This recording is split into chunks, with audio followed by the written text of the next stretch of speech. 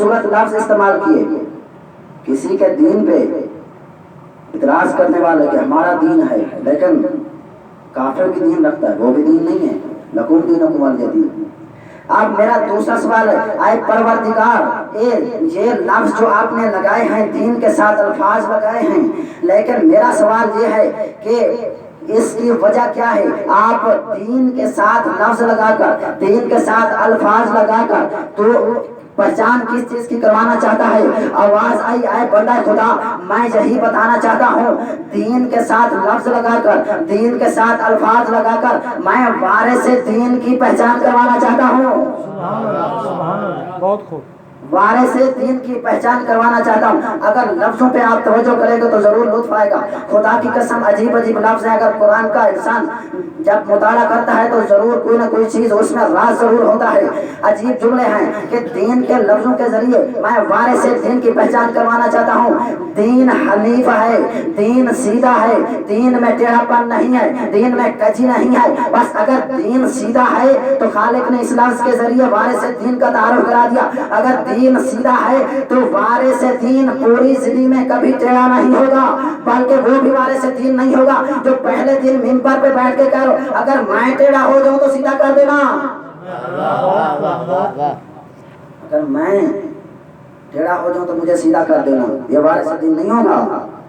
दीन हनीफ है। अगर वारिस से दीन सीधा है तो वारिस से दीन भी सीधा होगा, वारिस से दीन टेढ़ा नहीं हो सकता। और दूसरा लफ्ज दिया दीन, इस लफ्ज से खुसूसन बुजुर्गान बैठे तवज्जो करूंगा कि दीन क्या है? कय्यम है, मजबूत है, जिसको ये खंदक और जो जंगे याद है रसूल की और बुजुर्गान की सीरत याद है, हमेशा वो माशाल्लाह बहुत ज्यादा थे, बहुत ताकत से लड़ते थे। उनके लिए मैं कह रहा हूँ, उनके लिए तवज्जो अगर करेंगे तो लुत्फ।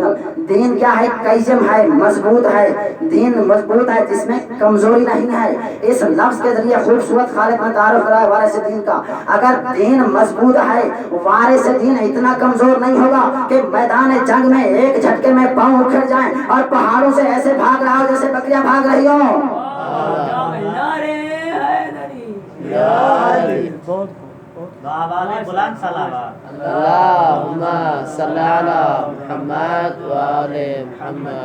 दीन कय्यम है, मजबूत है, तो वारिस दीन भी मजबूत होगा। ऐसा वारिस नहीं होगा कि जो एक जंग में जिसका किरदार ना हो, बैठने वालों में से नजर आता हो, माले गनीमत लेने वालों से पहली साफ में हो और लड़ने में आखिरी साफ में नजर आता हो, ऐसा वारिस दीन नहीं होगा। अजीब जुमले। दीन हक है, इस लफ्ज पे बहुत तवज्जो करना। एक जुमले पे गुजारिश कर रहा हूँ कि तवज्जो करना कि दीन हक है। दीन हक का मतलब क्या है? जिसमें बातिल का गुजर ना हो। यानी अगर दीन हक है तो वारिस दीन पूरी जिंदगी में एक लम्हा बातिल की कायद में नहीं होगा। 40 साल तक कुत्तों को सजदा करना बहुत दूर है। बल्कि इस जुमले पर एक उस्ताद खैबी का भी जुमला अर्ज करते हैं। वो फरमा रहे थे कि खलीफा दुर्गम जब मुसलमान हुआ, उससे पहले उसका काम ये था, उसका कार्य ये था कि वो खजूर के खुरमे के बूत बनाता था, और जब सफर पे जाता तो जब उसको भूख लगती, कभी अपने खुदा का कान तोड़कर खा लेता था, कभी एक खुदा के हाथ को तोड़ के खा लेता। ऐसे हैं वारिस दीन। और अगर ऐसे वारिस दीन है तो हाथ लो। यही मैं जुमला आपको हदिया करता हूँ कि मेरे नबी आए थे काफिरों को मुसलमान बनाने के लिए, जे मुल्ला मुसलमानों को काफिर बनाने के लिए। सवाल पढ़ते मोहम्मद रोज के फतवे आएंगे। अभी मैं यूट्यूब चैनल पे देख रहा था, कराची का मुरादा कह रहा था कि नबी जो है, हमारे यहाँ अकीदा ये है कि इत्तेहादी गलती कर सकता है। शियों के यहाँ अकीदा तो वो ये रखते हैं कि इमाम भी मासूम होता है, इत्तेहादी गलती तो दूर की बात है। इतराज कर रहा था कि नबी भी गलती कर सकता है। ऐसे ऐसे फतवे आएंगे। एक सवाल पढ़ने वाले मोहम्मद की जात पर परेशान तो नहीं हो रहे। 3 लफ्ज अभी तक मैंने पढ़े हैं। दीन हक है, दीन कय्यम है, दीन हनीफ है। अब दीन मुस्तफा है। जुमला सुनना, ये तो जो करना है। दीन मुस्तफा है। अगर दीन मुस्तफा है तो वारिस दीन कभी मुस्तफा की नाफरमानी नहीं करेगा। آپ جملہ سنا، دین مصطفیٰ ہے تو وارث دین مصطفیٰ کی نافرمانی نہیں کرے گا، اور دین مرتضیٰ ہے، وارث دین کبھی مرتضیٰ سے بیعت نہیں مانگے گا۔ یہ لفظ ہیں، جو الفاظ ہیں خدا نے دیے ہیں دین کے لیے، عجیب عجیب لفظ دیے ہیں۔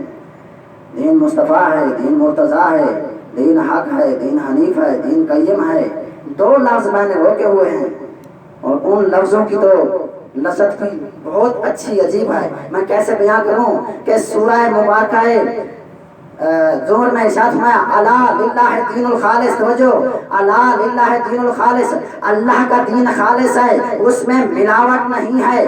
اس لفظ کے ذریعے خالق نے وارث دین کا تعارف کروا دیا، وارث دین بھی خالص ہوگا، اس کے شجرے میں ملاوٹ نہیں ہوگی، اس کا شجرہ پاک ہوگا، وہ وارث دین بنے گا۔ اور آخری لفظ اس لیے ہدیہ کر رہا ہوں، جو چمکران جاتے ہیں، جو امام زمانہ کے نوکر کراتے ہیں، جو ریت ہے میرے مولا کی، ان کے لیے یہ ہدیہ کر رہا ہوں، توجہ کریں گے۔ دین کیا ہے؟ واسب ہے، وَلَهُ الدِّينُ وَاسِبًا أَفَغَيْرَ اللَّهِ تَتَّقُونَ، اللہ کا دین واسب ہے، مسلسل ہے، دائمی ہے، جس میں رکاوٹ نہیں ہے، دین قیامت تک جائے گا۔ بس اس لفظ کے ذریعے خالق نے وارث دین کا تعارف کروایا، بہترین تعارف کروایا کہ دین مسلسل ہے، دائمی ہے، جس میں رکاوٹ نہیں ہے، قیامت تک جائے گا۔ اگر دین واسب ہے تو صاحب دین بھی مسلسل ہوگا، قیامت تک امام زمانہ کی صورت میں جائے گا۔ ایک سلوات پڑھ دیں آل محمد کی ذات پر، اللہم صلی علی محمد وآل محمد۔ کتنے خوبصورت لفظ ارشاد فرمائے دین کے لیے، یہ دین ہے، ان دین کو سمجھو۔ آپ ایک جملہ آپ کو ہدیہ کرنا چاہتا ہوں، چاہے نبی ہوں چاہے امام ہوں، آپ کی ہدایت کرنے کے لیے آئیں گے، لیکن وہ تمہارے پاؤں کی پنجوں کی ہدایت کرنے نہیں آئیں گے، وہ ہاتھوں کی کونیوں کی ہدایت کرنے نہیں آئیں گے، وہ پاؤں کے گھٹنوں کی ہدایت کرنے نہیں آئیں گے، بلکہ انبیاء اور نبی جو بھی ہدایت کرنے آئیں گے، عقلوں کی ہدایت کرنے آئیں گے۔ میرا سوال یہ ہے اپنے سننے والوں سے، میرا سوال یہ ہے کہ جو عقلوں کی ہدایت کرنے آئیں گے، کیا وہ اپنے زمانے کے عقل وار ترین انسان ہوں گے یا نہیں؟ پھر تو وہ عقل مخلوق خدا کی جو عقل بن ہے ان کی ہدایت کریں گے، ان سے عاقل زیادہ ہوں گے تو ہدایت کریں گے۔ یہی جملہ تو کہنا چاہتا ہوں، آدم اپنے زمانے کے عقل ترین انسان، نوح اپنے زمانے کے عقل ترین انسان، حضرت ابراہیم اپنے زمانے کے عقل ترین انسان، حضرت یوسف اپنے زمانے کے عقل ترین انسان، حضرت یحییٰ اپنے زمانے کے عقل ترین انسان، 1,24,000 پیغمبر جتنے بھی آئے ہیں یہ سارے اپنے اپنے زمانے کے عقل ترین انسان ہیں، لیکن میرا نبی ہر زمانے کا عقل ترین انسان ہے۔ میرا نبی ہر زمانے کا، ہر زمین کا عقل ترین انسان ہے۔ مجھے آج تک یہی سمجھ نہیں، جو پوری کائنات میں، اللہ کی پوری کائنات میں بعد خدا جو عقل ترین انسان ہو، اسے مجھے آج تک اس جملے کی سمجھ نہیں ہے، ہلکے بخار میں اسے ہذیان کیسے ہو گیا؟ ایک سوال پر دیں آل محمد کی ذات۔ اللہم صلی علی محمد وآل محمد وعجل فرج۔ جو اتنا عقلوان ترین انسان، ابھی تو میں آیا ہوں مقام مصطفیٰ پر، دو جملے آپ کو ہدیہ کرنا چاہتا ہوں کہ میرے نبی کا مقام کیا ہے۔ ذرا پلٹو سورہ جمعہ میں، یسبح للہ ما فی السماوات و ما فی الارض مالک القدوس العزیز الحکیم هو الذی بعث فی الأمیین رسولا منهم یتلو علیہم آیاتہ ویزکیہم ویعلمهم الکتاب والحکمہ وإن کانوا من قبل لفی ضلال مبین، کہ زمین و آسمان میں جتنی چیزیں ہیں، یہ جتنی بھی ہیں، جو چیز پائی جاتی ہے، خدا کی تسبیح کرنا۔ تسبیح کا معنی کیا ہے؟ خدا کی بے عیبی کی اعلان کرنا، بے خدا بے عیب ہے۔ اور خدا کیا ہے؟ ملک ہے، بادشاہ۔ خدا قدوس ہے، بے عیب ہے، عزیز ہے، یعنی حکومت والا ہے، طاقت والا ہے، حکیم ہے، بغیر منصوبے کے کوئی کام نہیں کرتا۔ اب دوسرے جملے پہ ذرا توجہ کرنا، هو الذی بعث فی الأمیین رسولا منهم یتلو علیہم آیاتہ، وہ ہے خدا۔ هو الذی بہت قرآن میں بہت زیادہ مرتبہ آیا ہے، اگر اسی لفظ کا معنی سمجھ میں آ جائے گا تو پھر شان رسول کچھ ایک جملہ آپ کی خدمت میں ہدیہ کر سکتا ہوں۔ هو الذی بعث فی الأمیین رسولا منهم یتلو علیہم آیاتہ، وہ ہے اللہ جس نے ایسا رسول بھیجا، جس نے مکے والوں میں سے مصطفیٰ جیسا رسول بھیجا۔ وہ ہے اللہ۔ اب میں اپنے سننے والوں پہ سوال کروں گا کہ میرے سننے والے مجھے بتا سکتے ہیں اس میں خدا کا تعارف ہے یا میرے نبی کا تعارف ہے؟ اس میں میرے نبی کا تعارف نہیں ہے، بلکہ یوں کہوں کہ نبی کے وسیلے سے میرے خدا کا تعارف ہے، میرے نبی کے وسیلے سے میرے خدا کا تعارف ہے۔ اب اپنی رسم دنیا بتانا چاہتا ہوں، ہمیشہ بڑے کا تعارف نہ چھوٹے کا تعارف بڑے کے ذریعے ہوتا ہے، چھوٹے کا تعارف بڑے کے ذریعے ہوتا ہے، کبھی بڑے کا تعارف چھوٹے کے ذریعے نہیں ہوتا۔ یہ عقل کے خلاف ہے، فطرت کے خلاف ہے۔ ہمیشہ مثلا یہ بچہ بیٹا کس کا بیٹا ہے؟ یہ فلاں کا بیٹا ہے، یہ نہیں ہو سکتا کہ یہ اس کا باپ ہے۔ ہمیشہ تعارف کیا ہوگا؟ چھوٹے کا تعارف کس کے ذریعے ہوگا؟ بڑے کا تعارف کس کے ذریعے ہوگا؟ چھوٹے کا۔ یہی ہے نا، لیکن میں ایک جملہ کہنا چاہتا ہوں کہ عجیب جملہ ہے کہ جہاں خدا بڑا ہے میرا مصطفیٰ چھوٹا ہے، خدا اپنا تعارف چھوٹے کے ذریعے کرا رہا ہے۔ ذرا توجہ کرنا اسی جملے پر، اپنا تعارف چھوٹے کے ذریعے کرا رہا ہے۔ اس کا مطلب کیا ہے؟ اس کا مطلب یہ ہے، اگر جملہ سننا، اگر چھوٹا قابل فخر ہو، اگر چھوٹا قابل فخر ہو تو کبھی کبھی چھوٹے کے ذریعے بڑے کا تعارف ہوتا ہے۔ اب جملہ اگر برداشت کرنا تو کر لینا، میں جملہ کہنے والا ہوں، عجیب جملہ کہنے والا ہوں کہ چھوٹے کا ذریعہ اگر چھوٹا قابل فخر ہو تو چھوٹے کے ذریعے بڑے کا تعارف ہوتا ہے۔ اب میرے خدا کی نظر میں اگر مصطفیٰ قابل فخر نہ ہوتے تو میرا نبی، میرا خدا اپنے نبی کے ذریعے اپنا تعارف نہ کرواتا۔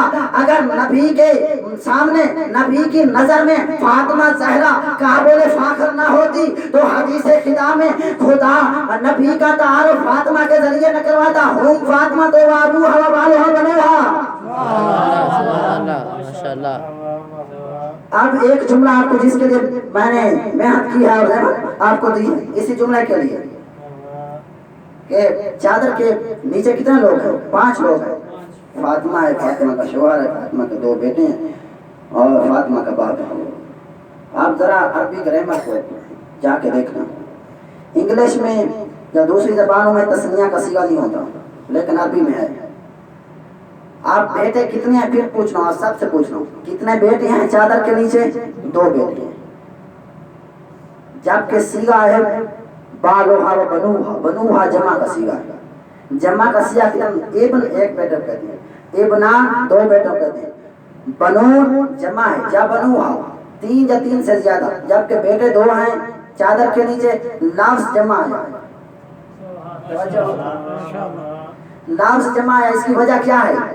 اس کی وجہ یہی ہے، خالق نے اس لیے جمع کا صیغہ رکھا ہے یہاں، اس لیے اگر ابنان آتا تو طہارت حسنین پہ ختم ہو جاتی، اس لیے خالق نے جمع کا صیغہ رکھ کے بتایا ہے جہاں تک فاطمہ زہرا کی نسل میں امامت جائے طہارت ساتھ ساتھ جائے۔